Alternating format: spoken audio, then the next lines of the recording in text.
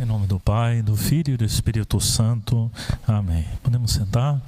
Reverendíssimo Monsenhor, reverendas irmãs, caríssimos irmãos em nosso Senhor Jesus Cristo. Hoje temos a graça de celebrar mais um dia da nossa novena em honra a Nossa Senhora Aparecida, a novena que nos prepara para celebrarmos a grandiosa festa da nossa padroeira, da padroeira do nosso país e padroeira também dessa igreja. Pela providência de Deus, hoje nós podemos juntar a passagem do Evangelho de hoje, junto com a passagem do Evangelho de São João, que nós acabamos de ouvir. Nossa Senhora, na sua humildade e fidelidade, ela nos mostra o caminho para Jesus. Nossa Senhora é aquela que São Lucas nos diz que guardava todas as palavras de Deus no seu coração e meditava sobre essas palavras. E foi por isso que Nossa Senhora compreendeu profundamente qual era a missão do seu filho, que era revelar, trazer ao mundo a graça e a verdade, e ao mesmo tempo nos mostrar a verdadeira face de Deus, a face do Pai, e também, por consequência, nos mostrar, nos ensinar quem nós somos, de onde nós viemos, para onde nós estamos caminhando. O Papa Bento XVI, ele nos diz que Maria é aquela que acredita e vive de maneira única a fé. E é por isso que nós olhamos para Nossa Senhora Aparecida e pedimos a ela que nos guie, que nos ajude também no nosso caminho de fé, que ela nos ajude a acreditar na palavra de Jesus e mais ainda, viver a palavra de Jesus. Na missa de hoje, nós temos um trechinho do Evangelho de São Mateus, no capítulo 22. Nesse trechinho de hoje, Jesus, ele estava já no final da sua vida, na reta final, quando ele ia já começar os seus sofrimentos e oferecer sua vida por nós na cruz. Ele estava enfrentando naquele momento diversos embates com os saduceus, com os fariseus e hoje com o doutor da lei. Os saduceus questionaram Jesus sobre a ressurreição. Jesus respondeu. Os fariseus queriam questionar Jesus sobre a questão dos impostos, querendo colocar Jesus contra o poder romano. E Jesus respondeu: dai a Deus o que é de Deus, dai a César o que é de César. E hoje eles trouxeram para Jesus uma questão bastante difícil: qual era o maior mandamento da lei de Deus? Isso que para nós é bastante evidente, para Jesus e para o tempo dele não era evidente. Por quê? Os judeus haviam recolhido dos 4 livros, do Pentateuco, dos 5 livros do Antigo Testamento, eles haviam colhido 613 mandamentos, 613 ordens de Deus, não é? Ordens positivas e ordens também negativas, coisas que mandavam fazer e coisas que proibiam fazer. E havia muita discussão entre eles sobre o que era o mais essencial. E eles lançam essa pergunta para Jesus, não para, vamos dizer assim, colocar em evidência a sua sabedoria, mas com o intuito de pegá-lo em alguma situação que pudessem desmerecer tanto a sua pessoa quanto a sua mensagem. E Jesus repetiu para ele aquilo que eles já sabiam, porém dá uma conotação diferente. Jesus diz que o maior mandamento é amar a Deus sobre todas as coisas. E Jesus liga a esse mandamento o amor do próximo, que nós também temos que amar o nosso próximo como a nós mesmos. Não podemos separar essas duas realidades. O homem foi criado para amar a Deus acima de tudo, mas também amar o seu próximo. E as duas coisas, elas não podem ser separadas. Se nós separamos e amamos só o próximo, nós deixamos de fazer aquilo que é fundamental na nossa vida, nos voltarmos para o nosso Criador com adoração e com amor. E por outro lado, se só amamos a Deus, nós esquecemos o nosso próximo. E São João diz que aquele que não ama o seu próximo, ele é mentiroso. Aquele que não ama aquele que vê, não pode amar aquele que não vê, que é Deus. Portanto, o modo da gente mostrar o nosso amor a Deus é amando também o nosso próximo. O nosso amor não pode ser algo abstrato abstrato, mas tem que ser algo bastante concreto no nosso dia a dia. E em seguida, Jesus lança para eles uma pergunta: de quem o Cristo, o Messias, é filho? E na ponta da língua eles respondem: o Messias, o Cristo, ele é filho de Davi. Por quê? Havia a profecia de que o Messias seria da descendência de Davi, de que Deus prometeu a Davi de que ele teria um reinado que não teria fim. Então eles sabiam que esse Messias seria esse rei que reinaria eternamente. E Jesus elucida a mente deles, lembrando do Salmo 110, que diz que Davi chama ao Messias do seu Senhor. E Jesus pergunta para eles: como pode o Messias ser filho de Davi e ao mesmo tempo ser Senhor de Davi? O que Jesus estava ensinando para eles é que o Messias, o Salvador, que ele não era apenas um homem, mais um profeta, alguém que vem falar, mais um homem que vem falar de Deus, mas era Deus feito homem, que Deus era o seu Pai, e que ele veio para revelar esse Pai, tornar visível aos nossos olhos a pessoa do Pai, já que Deus era puro Espírito, e ao se encarnar, ao se fazer homem, ele nos mostra de uma maneira concreta, de uma maneira muito verdadeira, como é esse amor de Deus e como nós devemos entender a Deus, porque foi Jesus quem nos revelou que Deus é Pai, Filho e Espírito Santo, e todas as realidades de Deus nós conhecemos no Evangelho de uma forma visível na pessoa de Jesus. E hoje a nossa novena nos propõe um pedacinho do prólogo do Evangelho de São João, 2 versículos apenas, mas que é suficiente para a gente fazer uma longa reflexão, de nós tirarmos muitas conclusões desse trechinho de hoje. São João escreveu o seu Evangelho entre os anos 90 e 100. Nesse período, o cristianismo já havia se estabelecido, o cristianismo já havia se expandido, mas já começava a encontrar dificuldades. Além das perseguições, o cristianismo já encontrava divisões internas entre os cristãos, porque a igreja é algo divino, mas ela é também humana. Nós somos a parte humana da igreja, nós somos defectíveis, nós somos aí marcados por limitações, e nós podemos fazer essas divisões, criar essas divisões, seja por não acolhermos a palavra de Deus tal como Jesus nos deixou, ou de criarmos situações entre nós que vai provocar a discórdia. No versículo 17, São João diz assim: a lei foi dada por meio de Moisés, mas a graça e a verdade vieram por Jesus Cristo. No Antigo Testamento, Deus deu ao seu povo a lei, né? A lei de Moisés. A lei de Moisés era algo muito importante, porque a lei de Moisés era um código de conduta, era como Deus dava placas significativas para que o povo pudesse se ordenar, para que o povo pudesse trilhar um caminho que ia levá-los à plenitude e a servir a Deus como ele merecia ser servido.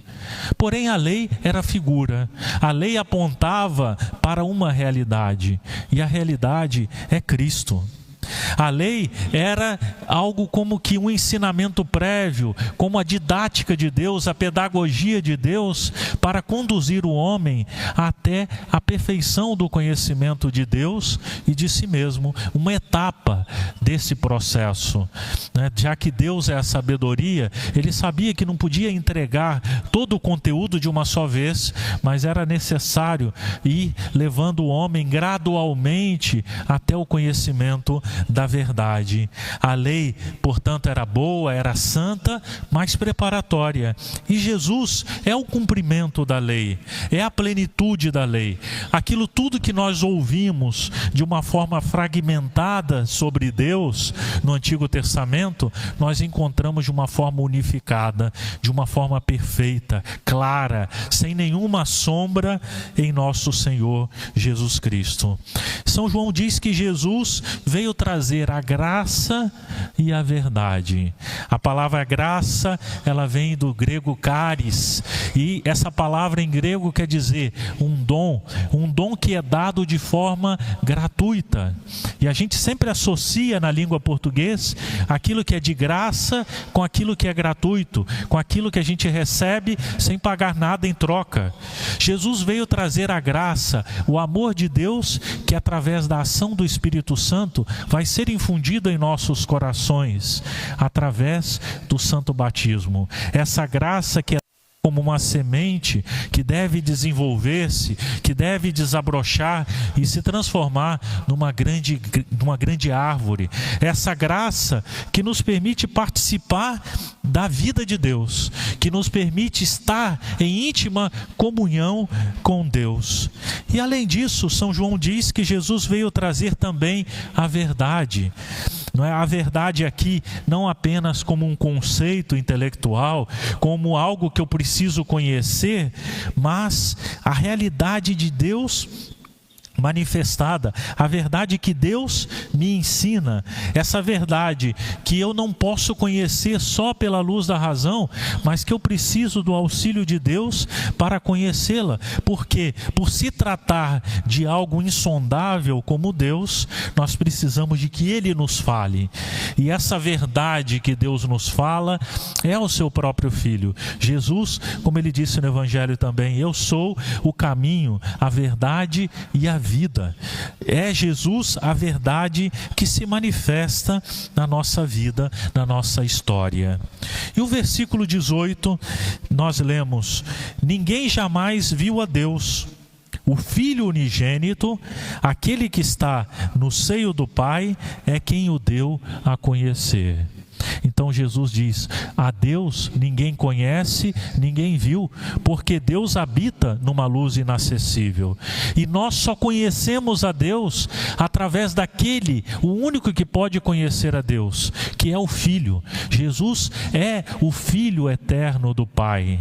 Jesus, ele é homem como nós, descendente de Davi como nós, mas Jesus é o Filho do Pai eterno. Ele foi gerado desde toda a eternidade, ele recebeu toda a vida de Deus, toda a vida do Pai, e por isso ele é igual ao Pai. Ninguém viu a Deus senão o Filho, e é o Filho quem vem nos falar de Deus, nos revelar o mistério de Deus. E essa palavra, esse Filho que nos dá a conhecer a Deus, no Evangelho de São João, no seu original, nos diz interpretar, explicar. Portanto, Jesus é aquele que vem fazer a explicação, a exegese verdadeira e profunda de quem é Deus, não é? De como nós devemos olhar para Deus e de como nós devemos entender a Deus e toda a realidade a partir de Deus. Nós conhecemos a Deus através de Jesus Cristo. E São João, ele diz que Jesus está no seio do Pai. Nessa palavra, São João está dizendo para nós que Jesus, ele está na intimidade de Deus, numa união profunda e perfeita com Deus. Portanto, Jesus não fala para a gente como alguém que retransmite uma mensagem, alguém que ouviu a palavra de outro e reproduz, mas alguém que vê, que está em comunhão com o Pai. Por isso que a sua palavra é tão importante para nós, por isso que nós damos tanta importância ao Santo Evangelho, por isso que nós colocamos o Evangelho num lugar de destaque. Quando o padre vai ler na missa solene, tem toda uma cerimônia para se ler o Evangelho, porque ali ali nós encontramos não só a vida de Jesus, mas encontramos também a palavra de Jesus. E o que nós podemos aplicar à nossa vida cotidiana, a nossa vida espiritual, a nossa vida cristã, essas palavras do Evangelho de São João de hoje? São João destacou que Jesus veio trazer a graça e a verdade. Em primeiro lugar, que nós somos chamados a viver na graça de Deus. Não somos chamados a viver no Novo Testamento sob o peso da lei, mas na liberdade da graça, esse dom que de uma forma gratuita, sem a gente merecer, sem a gente ter direito, Deus deu a cada um de nós no dia do nosso batismo. Nós somos chamados a cultivar essa vida da graça através das virtudes. Somos chamados a trabalhar para impedir que nos tire a graça o pecado grave, porque ele é o grande inimigo da graça. É ele quem desfigura essa imagem que nós temos de Deus na nossa alma, no nosso coração. O pecado é, na verdade, o maior mal que pode acontecer na nossa história. Aquilo que pode nos fazer maior mal nesse mundo é o pecado. Nós vimos na vida dos santos que quando eles abraçaram o martírio, eles abraçavam com alegria, porque eles estavam convictos de que eles perdiam a vida biológica, mas não perdiam a vida verdadeira. Pelo contrário, alcançavam com grande júbilo a vida verdadeira, que é a vida em Deus. Nós aprendemos nesse trechinho de hoje de São João que nós devemos buscar a verdade. Nós vivemos num mundo relativista. O que quer dizer isso? Nós vivemos num mundo em que as pessoas falam de que não existe uma verdade objetiva, de que cada um tem a sua verdade, porém isso é falso. É verdade que cada um experimenta a verdade em si, mas a verdade, ela é algo absoluto, ela é algo único, e essa verdade está em Deus. Deus é quem nos leva a entender a realidade tal como ela é. Deus nos deu a razão, a inteligência, pela qual nós conhecemos muitas coisas, mas nós sabemos bem que só a razão, ela não é capaz de nos levar ao conhecimento de toda a verdade, porque existem verdades que não são acessíveis aos nossos olhos e aos nossos sentidos. Por isso nós precisamos de que Deus nos fale essa verdade, e essa verdade é a nossa fé. Nós somos como um passarinho que precisamos de 2 asas para voar. Uma asa só não é suficiente. Nós precisamos da asa da razão e nós precisamos da asa da fé, do conhecimento que vem da fé. É assim que nós podemos alçar voo para conhecer a verdade plena. Em terceiro lugar, nós tiramos do texto de hoje que nós precisamos contemplar a Deus para conhecer a Deus e para nos conhecermos. Nosso Senhor diz: ninguém já viu jamais a Deus. Nós só podemos conhecer a Deus através do seu Filho, através de Jesus Cristo. Por isso a pessoa de nosso Senhor Jesus Cristo deve ter um lugar central na nossa vida, um lugar central no nosso pensamento. É através dele que nós vamos chegar à verdade, sobre o homem e sobre Deus. Um documento chamado Gaudium et Spes da igreja diz que Jesus é aquele que revela o homem ao próprio homem. Conhecendo a Jesus, nós conhecemos a Deus, mas conhecemos a nós mesmos, a nossa realidade mais profunda. Nós não andamos perdidos em devaneios, não andamos perdidos em falsas ilusões que nós encontramos no mundo. Para muitas pessoas, a felicidade, a plenitude do homem está no possuir. Mas nós vamos morrer um dia, vamos deixar tudo para trás. A felicidade para outros está na sua aparência. Mas nós sabemos o que a idade faz conosco e que também, alguns meses depois de sepultado, faz conosco, o que sobra, o que resta. Outras pessoas colocam o seu fim, a sua plenitude nos prazeres. Mas o que isso pode dizer para a eternidade? Nada. Isso pode iludir a pessoa durante algum piscar de olhos, mas não pode encher uma vida e não pode encher a nossa alma, que aspira por algo muito maior do que aquilo que o sentido pode captar, pode receber. Em quarto lugar, que nós sejamos testemunhas. Jesus Cristo é aquele que nos veio dar de conhecer dos mistérios de Deus e o mistério do Pai.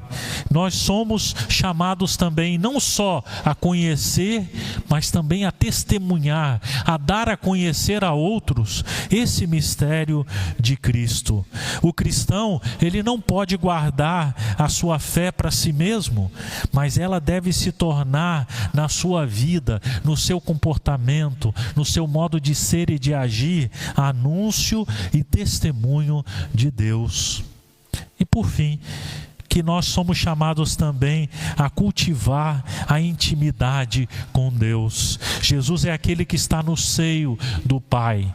Cultivar a intimidade com Deus, que só pode acontecer não só pelo pensamento, pela busca da verdade, mas tem que envolver também o nosso coração. E aí que entra a necessidade da nossa vida de oração, não é? A nossa vida de comunhão com Deus. Se nós não rezamos, nós não encontramos a Deus. Se nós não rezamos, nós não conhecemos profundamente a Deus. Nós ouvimos falar de Deus, mas não conhecemos a Deus. Se nós não rezamos, nós não estreitamos essas duas vidas. Nós não estamos ali na beira do poço da água viva, nós não estamos debaixo dessa árvore que é capaz de nos dar a vida eterna. Se nós não rezamos, nós não vamos no caminho de Deus. Nossa Senhora Aparecida, caríssimos irmãos, é modelo perfeito de mulher que acolheu a graça que Jesus veio trazer ao mundo. Nossa Senhora Aparecida é modelo para a gente de mulher que recebeu a verdade de Deus sem reservas. E que apenas ouvia a palavra de Deus, ela respondia com a sua entrega, com o seu sim. Como nós podemos observar na Anunciação, quando o anjo anuncia que ela foi escolhida para ser sua mãe, Nossa Senhora interroga para saber se realmente vinha de Deus aquela palavra, mas imediatamente ela responde: eis aqui a escrava do Senhor, faça-se em mim segundo a tua palavra. Nossa Senhora não recebeu a palavra de Deus apenas no seu ventre, gerando Jesus e dando a luz a ele, mas Nossa Senhora, antes de tudo, já havia gerado Jesus no seu coração, com essa entrega a Deus, com a entrega da sua vida a Deus.